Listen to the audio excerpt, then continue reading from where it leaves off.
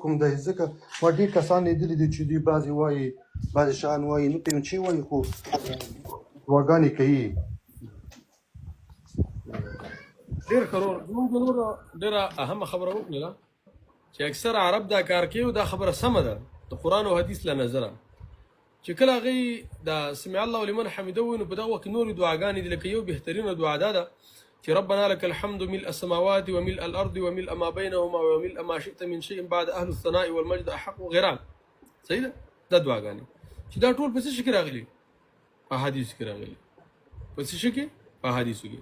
زمونږ پښتنو صرف ربنا لك الحمد ویلي، حالانکه په دې ربنا لك الحمد کې پنځه طریقې دي: ربنا لك الحمد، ربنا ولك الحمد، اللهم ربنا ولك الحمد. کنه دا ټول پکې راغلي، صرف په یوه پسې ورپسې کېدل نه دي پکار.